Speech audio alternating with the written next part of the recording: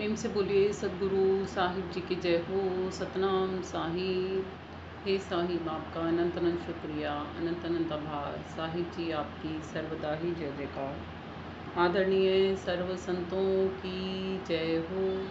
उपस्थित आदर के योग्य सभी जीवात्माओं को मेरा नमन। सतनाम साहिब। आप सब में बैठे परमपिता परमात्मा को विशेष शत नमन। संत जी कहते हैं, झोलियां भर रहे हैं भाग वाले, जिन्होंने अपने भाग्य को जगा लिया है, समझ लिया है कि हमें ये मनुष्य का तन क्यों मिला है। वो झोलियां भर रहे हैं। लाखों पतितों ने जीवन संभाले। पतित मतलब जो बिगड़ चुके थे, इस दुनिया में ही गुम हो गए थे। उन्होंने क्या किया? समझा, जाना और पहचाना कि हम जो ये जीवन जी रहे हैं, ये जीवन ऐसे जीने के लिए नहीं मिला हमें। भक्ति करने के लिए भी ये जीवन मिला है। केवल संसार में रच बस जाने के लिए ही ये जीवन नहीं मिला हमें। जिन्होंने संभाला वो पतित से पावन हो गए। लाखों पतितों ने जीवन संभाला, क्या हो गए? और रंक किसको बोलते हैं? गरीब को। गरीब कैसे गरीब हैं ये? धन से, रिश्ते नातों से, किस चीज़ से गरीब हैं ये? भक्ति धन से गरीब हैं। खुद को जाने बिना गरीब हैं। खुद की पहचान भूल के गरीब हैं। वो संत जी कहते हैं, रंक से राजा बने, भक्ति रस में सने, कष्ट भागा, साथी सारे जगे तू ना जागा। कि पहले रंकों की तरह जीवन जीते थे। आज के टाइम में है ना, चाहे आप है ना कितने भी बड़े अमीर को देख लो, वो भी किसी ना किसी दुख से ग्रसित होगा ही होगा, और हमसे ज़्यादा होगा, हमसे कम नहीं होगा। उल्टा हमसे जो गरीब होंगे ना, हमें वो सुखी लगते होंगे।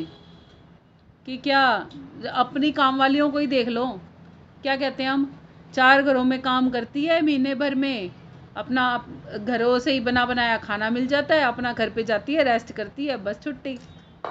हमें आसान लगता है ना उनका जीवन।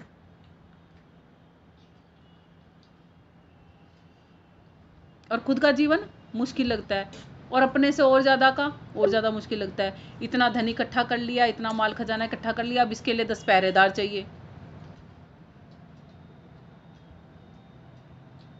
होते हैं ना। किसी के घर में ज़्यादा माल खजाना होता है ना, ज़्यादा सिक्योरिटी गार्ड चाहिए होते हैं उसको, ज़्यादा लोग चाहिए होते हैं अलग अलग तरीके के, कि ना भाई ये भी खुल सकता है, वो भी खुल सकता है। ऐसे लोग होने चाहिए कि जो हमसे ही खुलें बस।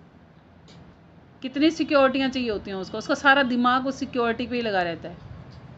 और ये जो श्वासों की पूंजी रूपी वो मिली है हमें, श्वासें मिली हैं ये पूंजी रूप में, जिसको ऐसे ही बंके बाड़े में खर्च रहे हैं।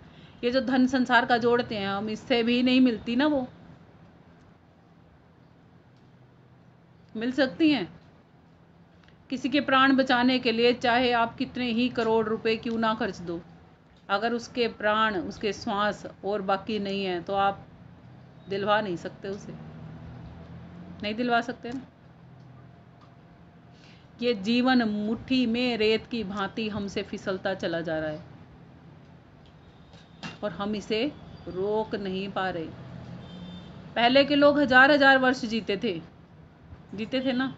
आज 120 वर्ष, जब कलयुग में अवधि है जीवन की, कौन जी पाता है 120 वर्ष? कलयुग में मनुष्य के जीवन की अवधि है 120 वर्ष। यहाँ तो 60-70 साल में ही टपक लेते हैं लोग।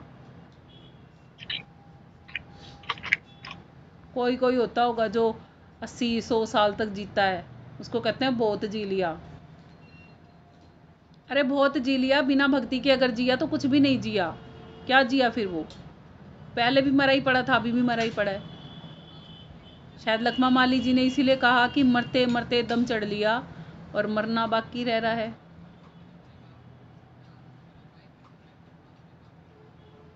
और हम भी तो क्या कर रहे हैं, हर पल, हर पल दर पल मृत्यु की तरफ ही तो सरकते जा रहे हैं। हाँ, जो पल हमने प्रभु भक्ति में बिताए हैं वो मृत्यु में काउंट नहीं होते हमारे, वो जीवन में काउंट होते हैं हमारे। एक सेठ जी से एक बारी एक ने पूछा कि बहुत अमीर था वो सेठ, तो किसी ने उससे पूछा कि सेठ जी कितना कमा लेते हो? कहते जी जब से पैदा हुआ हूँ, जब से कमा तो रहा ही नहीं, घटा ही रहा हूँ। कहते क्या मतलब? कहता जो आपने पूछा मैंने तो आपके क्वेश्चन का जवाब दिया कि जब से पैदा हुआ हूँ, जब से घटा ही रहा हूँ, बढ़ा तो रहा ही नहीं। कहता कि दिन भर में को कितनी पूंजी खर्च देते हो?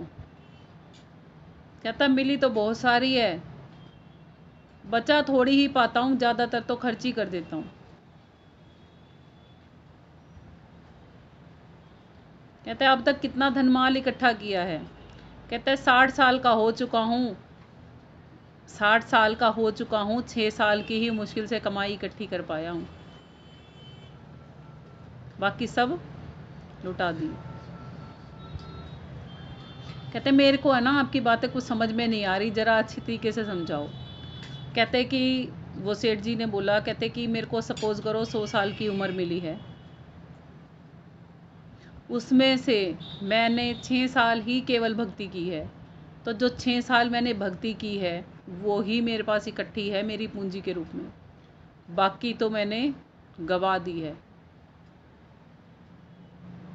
और जब से पैदा हुआ हूँ, जब से श्वास से खर्ची तो रहा हूँ, कमा तो रहा ही नहीं। हाँ, उनमें से बचा सकता था, वो बचाई भी नहीं।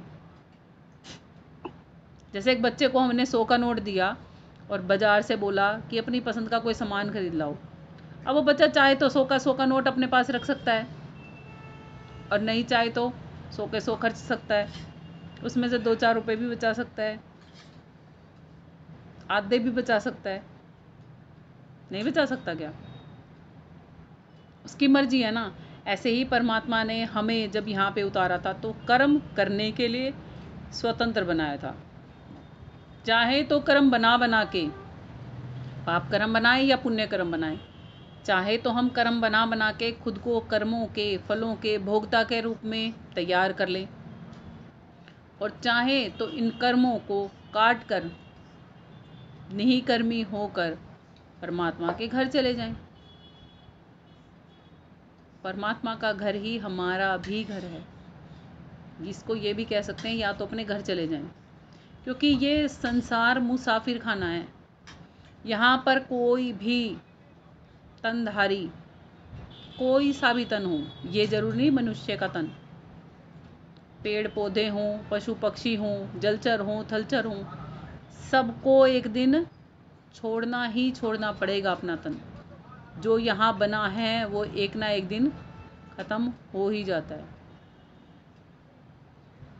जिसका निर्माण हुआ है उसका नष्ट हो जाना भी निश्चित है।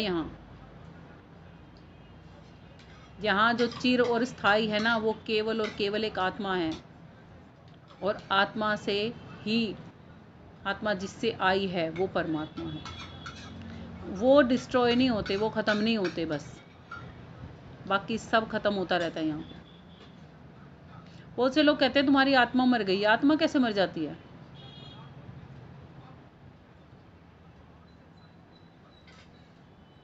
पता है कैसे मर जाती है आत्मा?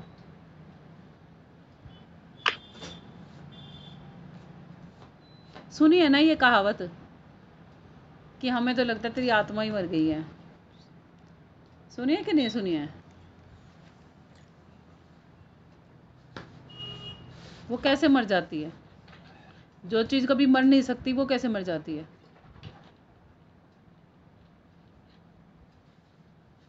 बताओ। हाँ बताओ। जो दूसरों पे दया नहीं करता, जिसके दिल में दूसरों का जो दर्द होता है उसको उस दर्द का अपना दर्द नहीं समझता, ना ही दूसरों पर दया करता है, निर्दयी होता है, उसका कहते हैं कि आत्मा ही मर गई। जो दूसरों के साथ धोखाधड़ी करता रहता है, सिर्फ अपने लिए जीता है, दूसरों के लिए नहीं जीता। ना वो मालिक से प्रेम करता है ना कुछ। आत्मा मर जाने का मतलब देखो क्या है कि जो आत्मा के असलियत है ना, उससे आत्मा पूर्ण रूप से दूर हो जाती है। सत्य, ज्ञान, विवेक, भक्ति, भाव, करुणा, दया, सहनशीलता, क्षमा, संतोष, ज्ञान, वैराग्य, सद्भाव, सद्विचार, त्याग, निज धर्मी निहिकर्मी होना, वो आत्मा जब भूल जाती है पूर्ण रूप से, तो कहा जाता है ये आत्मा तो मर गई है। उसमें मतलब परमात्मा की दी हुई जितनी भी विशेषताएं थी वो सब कुछ वो अपने अंदर से मिटा चुकी है भूलवश।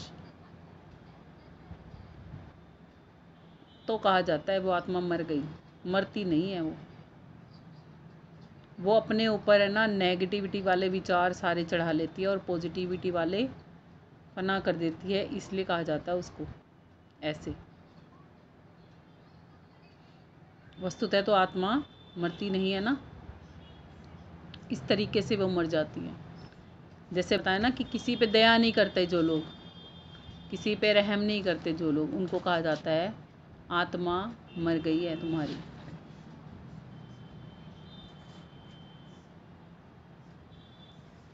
कितने सरल सरल से सवाल हैं, कितने सरल सरल से जवाब हैं, फिर भी हमें नहीं पता होते। सारी दुनिया ये बोलती तो है अच्छे कर्म करो, अच्छा करो, बुरा किसी का मत करो, बस। और इसी में ही लटापीन रह के भी जब हम क्या करते हैं, साथ साथ में अपना निजी स्वार्थ देखते हैं। चलो गाय को रोटी खिला देते हैं, कुछ तो पुण्य कमा ही लिया मैंने आज। चलो पड़ोसन आ गई आटा चीनी दाल मांगने, चलो इसको दे देते हैं, भगवान मेरा कुछ तो भला करेगा ही, वो भी तो देख रहा है मैंने अच्छा करा है ना। जब जब ये भाव आ रहे हैं ना, तब तब समझो कि तुमने परहित नहीं किया, स्वहित किया है बस। स्वार्थ का हित है ये, परहित नहीं कहते इसको।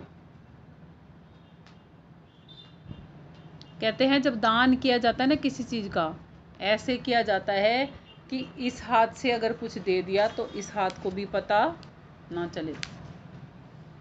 यानी कि आपने जब कुछ दिया तो यहाँ पर आपके दोबारा से वो चीज ना चले, तब देना होता है। उससे पहले अगर चल रहा है तो वो देना नहीं कहलाता।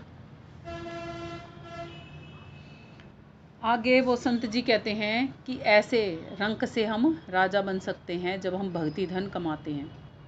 उसके आगे कहते हैं